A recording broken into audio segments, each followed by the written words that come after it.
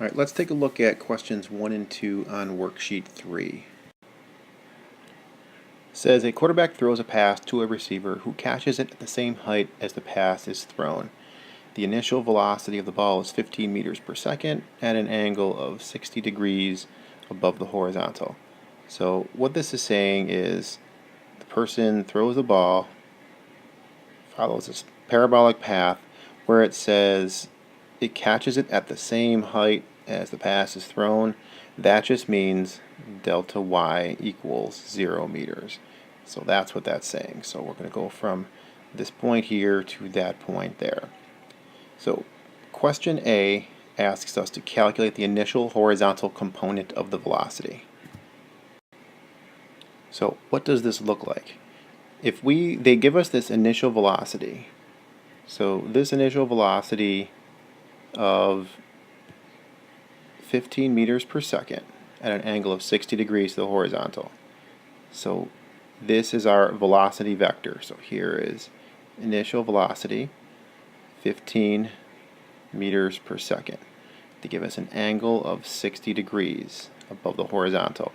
So the horizontal component is this part right there. This is our horizontal component.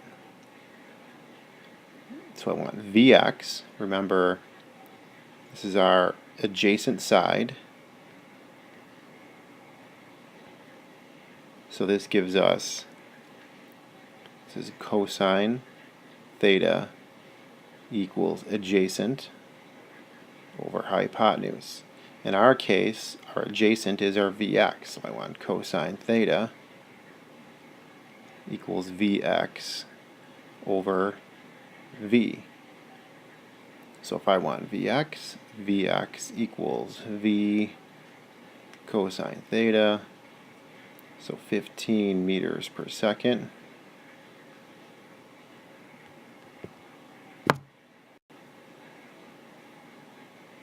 Times the cosine of 60, which gives me a initial horizontal velocity of 7.5 meters per second.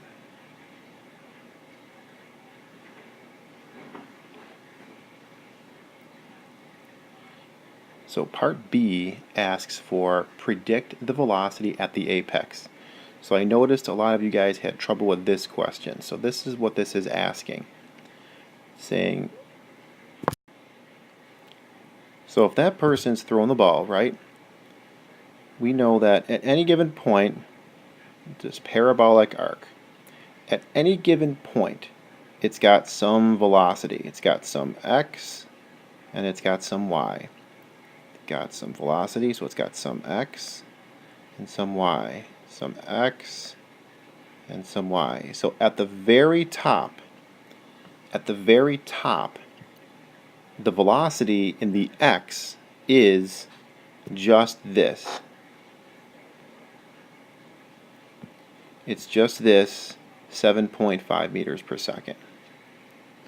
This x is always the same. It's always 7.5 throughout the entire path of that projectile. It's always 7.5. At the top, the y starts to go away. It starts to get smaller and smaller and smaller until at the very top it goes away.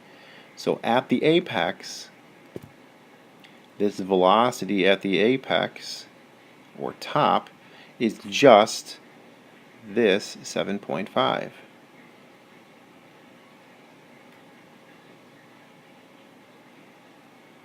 The ball does not stop. It's not zero. It's zero in the y direction, but there is an x component we cannot forget about. Which brings us to question C. Question C says, predict the final horizontal component of the velocity. So remember what we said up here. At any given point, this thing has some horizontal velocity. That horizontal velocity does not change. At any given point, it's got some x, some y. So now we start going here. This x is still the same. At the end, we still have that same x velocity. So the v final in the x direction is still 7.5 meters per second. And this is true because there is no acceleration in the x direction.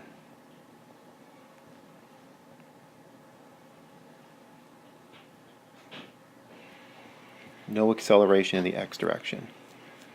So now we got to get to part D. Part D was another one that people had trouble with. So part D says, predict the velocity with which the ball hits the receiver's hands. So when the ball hits the receiver's hands, we know it's going in this direction, which means it has some horizontal component and some vertical component. So we call this V final in the x. We'll call this V final in the y.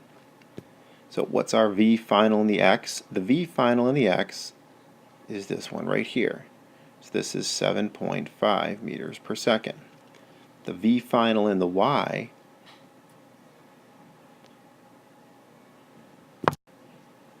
we can find right up here. So we know our initial velocity in the y. Our initial velocity in the y is here. So let me go over here. So my V initial in the y is going to be V sine theta.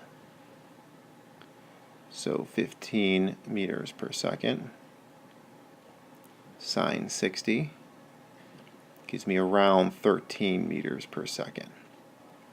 So I know if I throw it up with 13 meters per second, when it comes down, it has to come down with that same speed. So at the end, this is still, it's going to be minus 13 meters per second. So if I started out and I have 7.5 in the x, and I started out and I had 13 in the y, and my hypotenuse was 15 meters per second, my final velocity has to be 15 meters per second. Now, this angle, I need this angle. If my angle was 60 degrees to start, it has to be negative 60 to end. So I can say V final equals 15 meters per second at minus 60 degrees. That is the final velocity. So let's look at number 2. Number 2 says we've got a long jumper leaving the ground at an angle of 40 degrees to the horizontal at a speed of 5.6 meters per second. So this is kind of the same question, but goes a little deeper.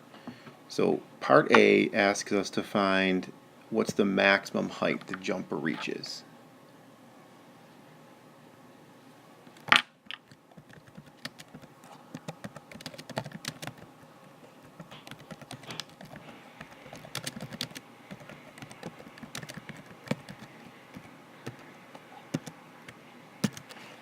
I'll fix my spelling. Alright, so this maximum height. So before we do anything though, before we do anything to solve this problem, remember, we've got a vector 5.6 meters per second at an angle of 40 degrees. We are going to find our horizontal and our vertical components before we do anything else. So let's do Vx. Vx is going to be V cosine theta. So 5.6 meters per second. Cosine 40 degrees.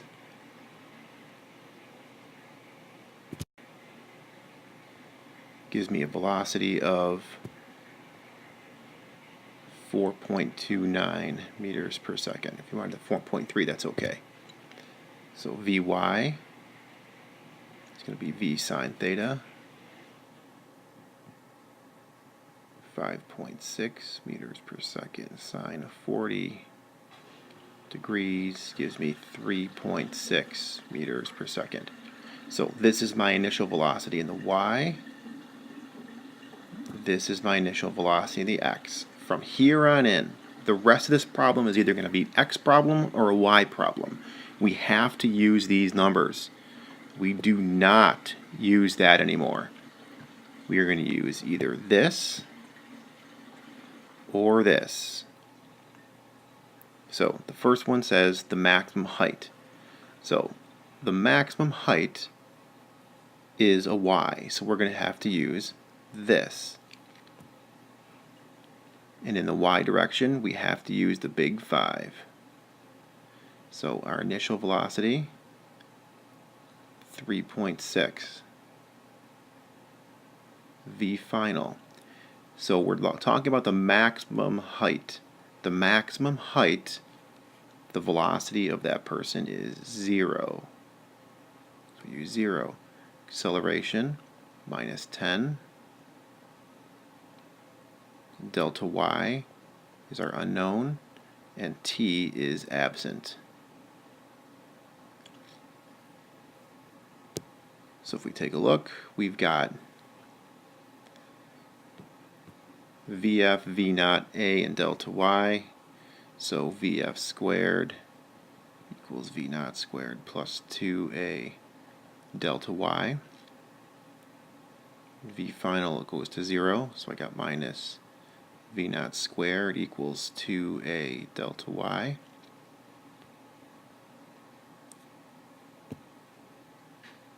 Divide both sides by 2A.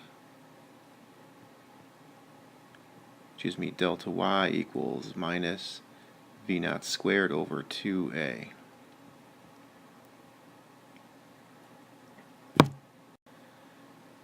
So minus 3.6 meters per second. Quantity squared over 2 times minus 10 meters per second squared gives me a delta y of 0.648 meters. So not very high, but that's what we got. Next, I'm going to find out her velocity at her maximum height. So this is just like question 1. We want the velocity at the apex. So remember, at her maximum height, there is only one component of that velocity. There is an x component. So Vx equals, we said 4.29 meters per second. Vy equals 0 meters per second. So overall, this is her velocity, 4.29 meters per second. We can say at 0 degrees, or just say to the right, that would be fine. That's what I drew here. But remember that it didn't stop. The velocity in the y stopped, but the x did not. All right, next they ask for how far does she jump? So how far she jumps is an x direction problem. So this x direction problem, the only equation we can use in this x direction, remember, is this. Vx equals delta x over t. But I want delta x, so I'm going to say delta x equals Vx times t. My Vx is easy, I've got that. 4.29 meters per second. But now I got to find my time. The time, I've got to use y stuff. So to find time, use y. So I've got initial on the y is 3.6 meters per second. V final, it's got to be minus 3.6 meters per second because it's falling back down. It's got to have the same speed on the way back down. Delta y she starts on the ground, lands on the ground, means her displacement is 0. Acceleration, this is on Earth, so we'll say it's minus 10 meters per second squared. So I have all the things except time. So I'm going to use this. I have acceleration, v final, minus v initial all over time, which gives me time v final minus v initial all over acceleration. So minus 3.6 meters per second minus 3.6 meters per second all over minus 10 meters per second squared gives me time of 0.71 seconds. I can use that 0.71 seconds right here. 0.71 seconds, which gives me a horizontal distance of 3.05 meters. Alright, 2 more to go. Next is we want to find her final velocity. So, if we want to find her final velocity, we'll first look at her initial velocity. So if her initial velocity is 5.6 meters per second at 40 degrees, that's a 40, she has an initial horizontal component of 4.29